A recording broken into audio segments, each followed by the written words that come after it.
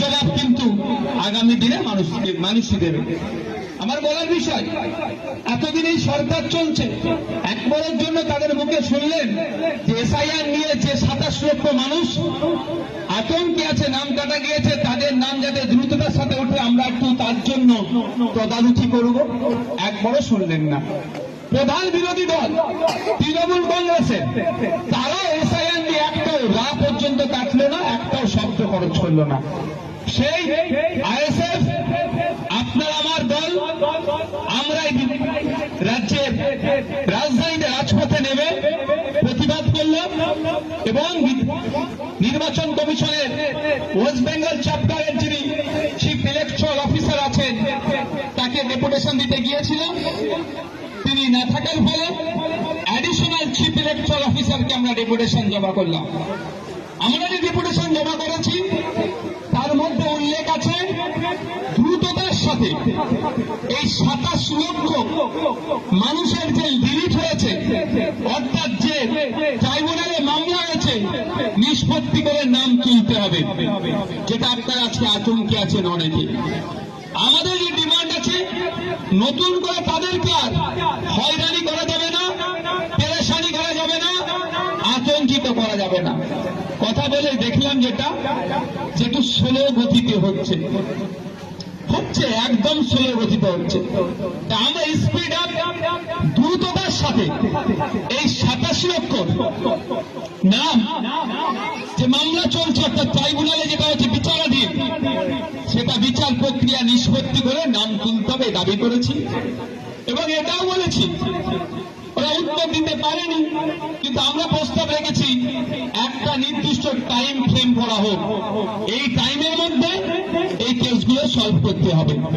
তখন উত্তর দিয়েছে আমাকে, যেটা সাবজুডিস ম্যাটার, বিচারাধীন বিষয়, আমরা বেশি এটাতে বলতে পারবো না। আমরা চুপ শুনে চুপ থাকার ছেলে নয়। আপনারা ভালো করে জানেন, বাংলার মানুষকে এসআইআর যখন ফর্ম ফিল আপ হয়েছে তখনও বলেছিলাম সুষ্ঠু এসআইআর হলে সহযোগিতা করব, আর এসআইআর এর নামে হয়রানি করলে মামলা করব। সহযোগিতা করেছি, কলকাতা হাইকোর্ট থেকে দিল্লি সুপ্রিম কোর্টে মামলা করে রেখেছি।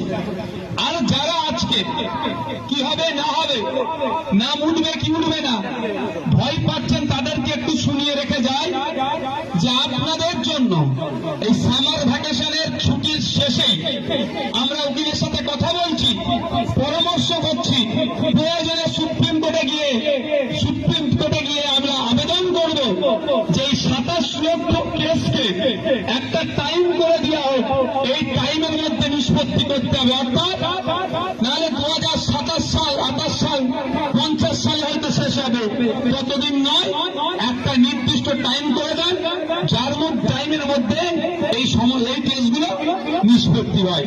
এটা আপনাদের জানিয়ে রেখে দিতে চাই। সুতরাং আমি আপনাদের বিধায়ক, আমি আবারও বলছি, আতঙ্কিত হবেন না। আজকে আমার কাছে চালতাবেড়িয়া অঞ্চলের পানাপুকুরে আমি জনসংযোগে গিয়েছিলাম, ক্যানিং থেকে একজন এসে বলছে, ভাইজান ওই ক্যানিং এ যাদের নাম কাটা গিয়েছে পুলিশ তাদের নাকি খুঁজছে। আমি বললাম, আপনার নাম কাটা গিয়েছে? বললেন না। আপনার কাউকে পুলিশ খুঁজছে এরকম আছে? বলল না, ওই অমুকজন বলছিল। ওই অমুকজন বলছিল, তাকে যদি জিজ্ঞাসা করেন সে বলবে না, চায়ের দোকানে থেকে এরকম শুনছিলাম। অর্থাৎ এটা সম্পূর্ণ একটা ভুল বার্তা ছড়ানো হচ্ছে আপনাকে আমাকে ভয় ধরিয়ে রাখার জন্য। কারণ আপনার আমার প্রশ্ন করা দরকার এখন শুভেন্দু বাবুকে, যে আপনি বলেছিলেন ক্ষমতায় আসলে 450 টাকায় গ্যাস দেব, কবে থেকে 450 টাকায় গ্যাস দেবেন তার ডেটটা বলুন। আপনাকে আমাকে প্রশ্ন করা দরকার বিজেপির ওই সরকারকে, যেভাবে তৃণমূলের সরকারকে প্রশ্ন করেছি, বিজেপির সরকারকে প্রশ্ন করবো, ছাড় আমরা দেব না। কিন্তু আমাদের প্রশ্ন পরিবর্তে ভয়ে রাখানো হচ্ছে। প্রশ্ন করা দরকার ছিল পেট্রোল ডিজেলের দাম কমবে কবে আপনারা বলুন। এই কদিনে 3বার দাম বেড়ে গিয়েছে, এই প্রশ্ন করা দরকার। তার পরিবর্তে ভাইয়ান কোন জায়গায় নাকি পুলিশ ডাকছে। আরে কে বলেছে? আপনাদের জানিয়ে রেখে যেতে চাই, নির্বাচন কমিশনের কাজ কে ভারতীয় নয় এটা খোঁজা নয়। নির্বাচন কমিশনের কাজ 800 বছর, এই বাবুরা আস্তে, নির্বাচন কমিশনের কাজ 800 বছর হলে ভোটার লিস্টে নাম তুলে দাও, মারা গেল নাম ডিলিট করে দাও, সময় টাইম টু টাইম ভোটকে কন্ডাক্ট করো। নির্বাচন রিলেট কাজ হবে, এটা নির্বাচন কমিশনের কাজ। এখন আপনার ভোটার লিস্টের নাম ডিলিট হয়ে আছে, আপনার সব ডকুমেন্টস আছে। এই যেমন আমার মায়ের নাম কমলা গায়েন, এনার মেয়ের বিয়ে দিয়েছে কমলা এই সরস্বতী গায়েন মন্ডল, যার সাথে বিয়ে হয়েছে মন্ডল টাইটেলটা অ্যাড করে নিয়েছে, খোঁজ নিয়ে দেখবেন তার নামটা ডিলিট করে দিয়েছে। এ কি ভারতীয় নয়? জাহানারা খাতুন নাম ছিল, বিয়ের পরে জাহানারা বেগম হয়েছে বা জাহানারা বিবি হয়েছে, তারও নাম ডিলিট হয়ে গেছে। ও কি ভারতীয় নয়? এত ভয় পাওয়ার কি আছে? আপনার কি ভোটার কার্ড ছাড়া কোনো ডকুমেন্টস নাই? আধার কার্ড নাই, প্যান কার্ড নাই, রেশন কার্ড নাই, স্কুল সার্টিফিকেট নাই, ব্যাংকের পাসবুক নাই, পাসপোর্ট নাই, আপনি যে জায়গায় বসবাস করছেন তার দলিলটা নাই, সর্বোপরি আপনার বাপ দাদু যে কবরে শুয়ে আছে ওখানেও তো দলিল আছে। বিনা দলিলে যদি আপনার দাদুটা যে কবরে শুয়েছিল এই তৃণমূল জমি হাঙ্গররা ওই কবরস্থানটা ছাড়তো? ওইটাও তো দখল করে নিত ওরা। কি বলছি বুঝে আসছে? তাহলে কাগজ আছে, আপনাকে ভয় দেখানো হচ্ছে। ভোটাধিকারের সাথে নাগরিকত্বের কোনো সম্পর্ক নাই। আমি মনে করছি 27 লক্ষ নাম অন্যায়ভাবে ডিলিট করেছে। সব নাম আমাদের উঠবে, সব নাম উঠবে, তাহলে আপনি আমি ভয় পাচ্ছি কেন? যদি কোনো সময়ে কোন পুলিশ ভুল করে এসে যায় এই ভোটাধিকার লিস্টে নাম ডিলিট আছে, আমি আপনাদের বলবো, আমাদের সাথে যুক্ত হয়েছে এখন কমলা গায়েন মা, আমাদের কারিমুল সাদা ভাই, যারা নেতৃত্বরা আছে, শামসুদ্দিন ভাইরা আছে, এদের সাথে কথা বলবেন। পুলিশকে আমরা কথা বলবো, পুলিশের সাথে আমরা কথা বলবো, তারপরে আপনারা কথা বলবেন। যদি কাউকে ডাকে আমরা বুঝিয়ে দেবো, ঠিক আছে? ভয় পাবেন না। ডকুমেন্টস আপনারা সবাই ট্রাইব্যুনালে অ্যাপ্লাই করেছেন তো? কেউ অনলাইন করেছে বা কেউ অফলাইন করেছে। এর মধ্যেও যদি কেউ অ্যাপ্লাই করেননি, কেউ যদি থেকে থাকে, তাকেও বলবেন ভাইজান বলেছে, ভয় পাবেন না। তাহলে তার করণীয় কি? তাকে এখন অনলাইনে সে পাবে না,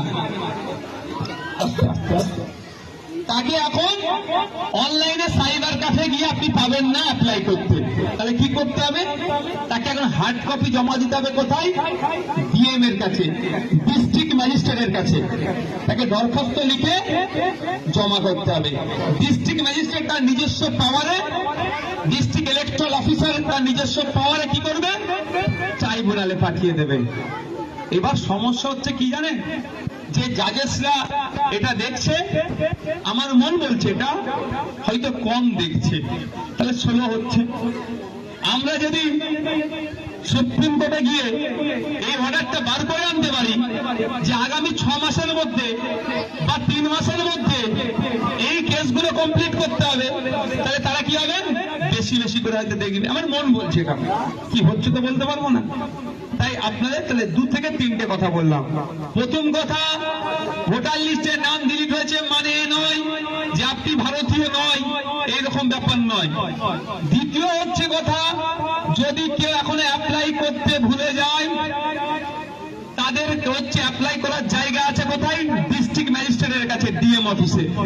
3 নম্বর কথা হচ্ছে, আপনারা অযথা আতঙ্কিত হবেন না। দ্রুততার সাথে এটা সমাধানের জন্য আপনাদের বিধায়ক সুপ্রিম কোর্টে যাবে আইনি পরামর্শ নিয়ে। কি বলছে? ও আমার কোলে উঠতে হবে?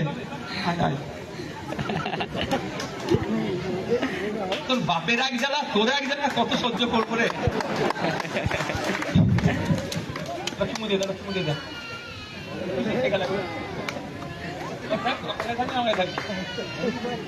দাদু ওটা ঠিক আছে। ঠিক আছে, আপনাদের এমএলএ আপনাদের জন্য এই আইনি লড়াইটা লড়ার প্রস্তুত রেখেছে। এসআইআর পর্বটা ক্লিয়ার হয়েছে তো নাকি? অযথা আতঙ্কিত হয়ে কিচ্ছু লাভ হবে না। আমি দাদুর কবর এমনি দেখাইনি, তোমার সব চলে যাবে। দাদুর কবরটা প্রমাণ মানে হাত